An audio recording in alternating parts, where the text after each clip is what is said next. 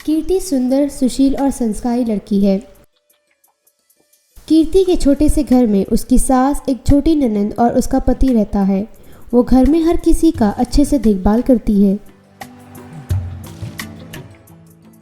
कीर्ति हमेशा सुबह उठकर अपने घर के सारे काम करती है। सबके लिए खाना पकाती है, पति के कपड़े इस्त्री करके उसे ऑफिस भेजती है, छोटी ननंद को पढ़ाती है। इसी तरह कीर्ति सारे घर वालों के दिल जीत लेती है। रात को होते ही इस बार भी वो अपने सास के पैर दबाती है।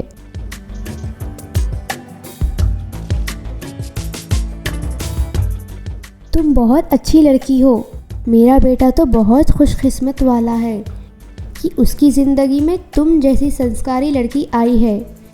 जब से तुम आई हो सारे घर के काम तुम ही देख लेती हो। नहीं सासू माँ, ये तो सभी करते हैं, वैसे ही मैं भी अपना कर्तव्य निभा रही हूँ।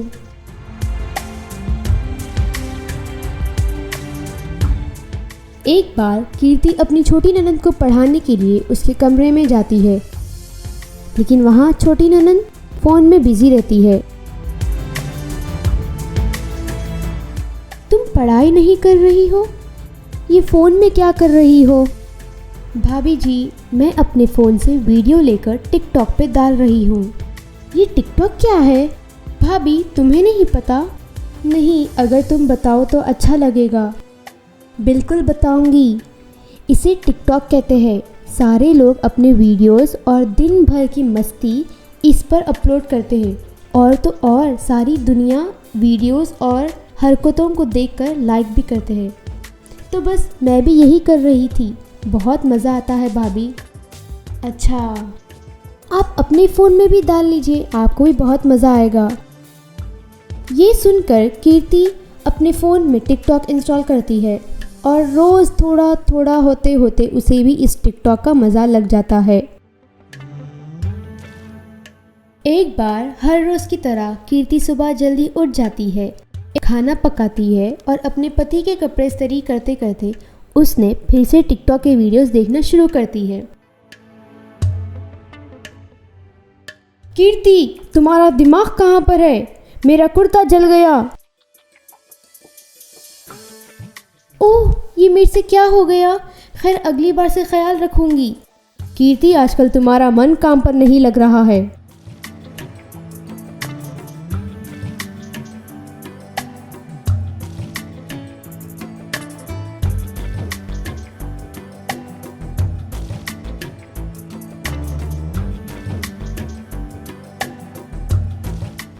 छोटी ननंद अपने स्कूल से आने के बाद फ्रेश होकर किचन में खाना खाने के लिए जाती है।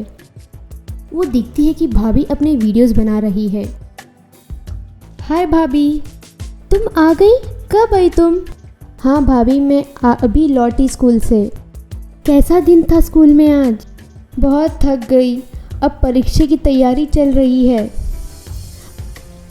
अच्छा भाभी, मुझे पढ़ाई करनी है और इसमें मुझे आपकी मदद की बहुत ज़रूरत है। नहीं मोनिका, मुझे सासू माँ के साथ आज बाज़ार जाना है।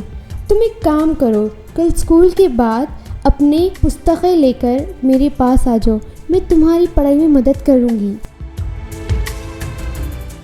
चले कीर्ति बहू। हाँ सासू माँ, अभी आई।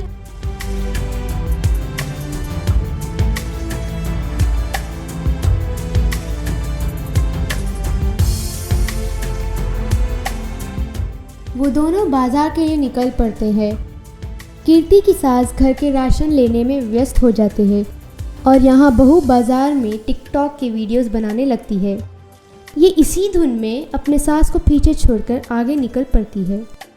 कीर्ति अपने फ़ोन में इतना व्यस्त हो जाती है कि वो सड़क पर ध्यान देना बंद कर देती है। कुछ कदम चलने के बाद उसके सामने एक बड़ा गड्ढा आ जाता है, और क्योंकि कीर्ति का ध्यान सड़क पर कम और फ़ोन में ज़्यादा रहता है, वो अचानक से उस गड्ढे में गिर जाती है। अरे, मैं तो गड्ढे में गिर गई, कोई मुझे बचाओ। तभी वहाँ बाजार में खड़े हुए लोग आकर उसे गड्ढे से बाहर निकालते हैं। ये देखकर कीर्ति की सास भी वहाँ आ जाती है। क्या हुआ बहू, तुम ये गड्ढे में कैसे गिर गई? सासू माँ, मेरा ध्यान पूरा फ़ोन में था और मुझे ये गड्ढा दिखाई नहीं दिया। उस कारण मैं गिर गई और मुझे पैर में चोट लग गई। बहू, फिर इससे क्या सीख मिलती है? सासू माँ, इस टिकटॉक के कारण मेरा बहुत नुकसान हो गया। पहले घर में इस्त्री करते वक्त कपड़े जल गए, फिर खाना पकाते वक्त दाल जल गई और अब गड्ढे में गिर गई, मेरे पैर पर चोट लग गई।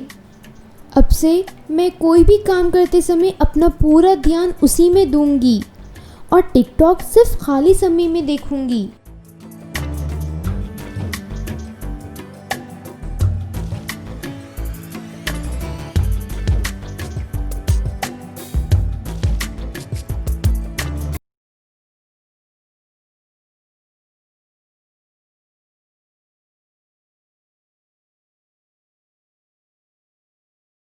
अंकिता एक छोटे से घर में अपने पति, सास और ससुर के साथ एक खुशहाल जीवन बिताती है।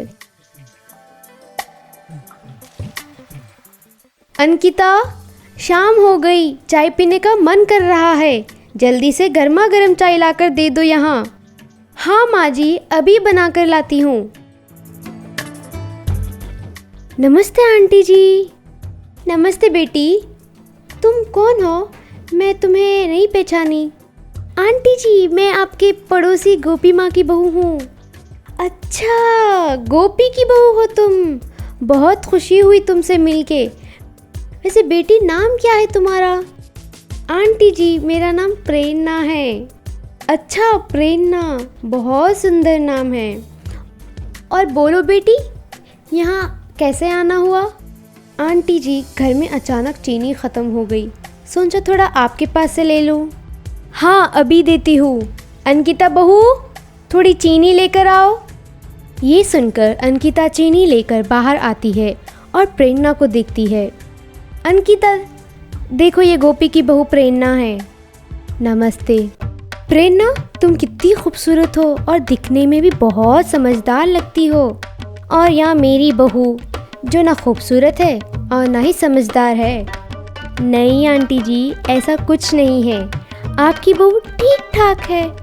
अब हर कोई मेरी तरह खूबसूरत तो नहीं होते। अब छोड़िए इसे आंटी जी, मुझे चलना है। चीनी देने के लिए धन्यवाद। ठीक है बेटी, आते जाते रहना। देखे बहू, प्रेरणा कितनी समझदार और खूबसूरत है। तुम्हें भी उसी की तरह बनना चाहिए। ये सुनकर अंकिता मन ही मन नाराज़ हो जाती है और वो अंदर चले जाती है।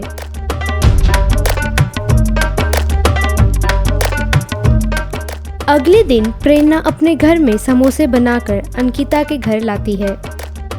आंटी जी, मैंने आज घर में समोसे बनाए हैं, तो सोचा कि आपको भी लाकर दूं। अरे वाह बेटी, तुम पकवान भी कर लेती हो। ये समोसे की महक से ही पता चलता है कि ये बहुत स्वादिष्ट है। एक तरफ तुम हो जो इतना अच्छा पकवान करती हो और एक तरफ मेरी बहू है जिसके पकवान में कोई स्वाद ही नहीं। नहीं आंटी जी, ऐसा नहीं है। अब हर कोई मेरे जैसा पकवान तो नहीं कर सकता। और रही बात आपकी बहू की, उसका पकवान ठीक ही होगा। अच्छा आंटी जी, आप ये समोसे खाए, मुझे चलना होगा। ठीक है बेटी, आते जाते रहना।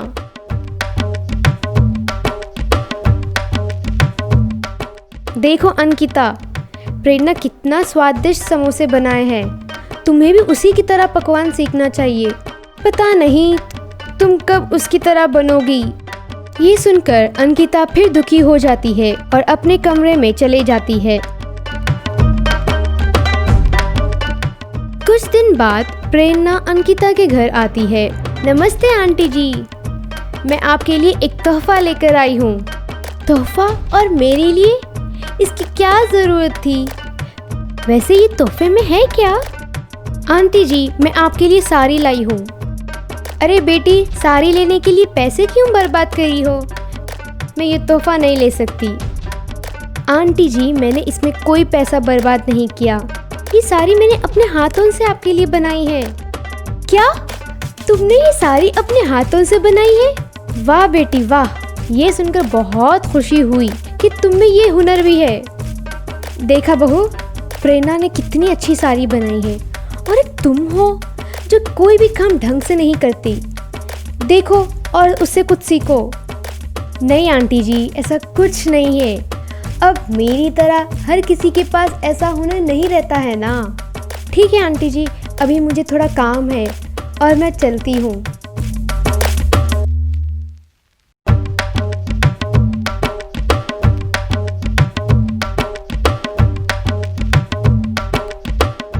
शाम के वक्त अंकिता और उसकी सास कमरे में बैठे रहते हैं। तभी उन्हें प्रेरणा के घर से जोर की आवाज आने लगती है। ये सुनकर वो घर के बाहर जाते हैं। प्रेरणा के घर के पास जाकर ये देखते हैं कि प्रेरणा अपनी सास ससुर को घर से बाहर निकाल रहे हैं। आप लोग यहाँ से चले जाए, मैं आपका काम कर कर करके थक गई हूँ। अब मुझे घर में शांति चाहिए। ये सुनकर प्रेरणा के सास ससुर वहां से चले जाते हैं।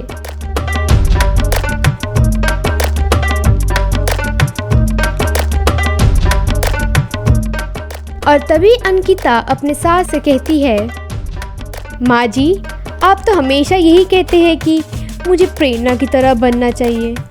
मैं भी यही सोच रही हूँ कि मेरा अब प्रेरणा बनने का वक्त आ गया। अरे नहीं बहू, मैं तो मजाक कर रही थी।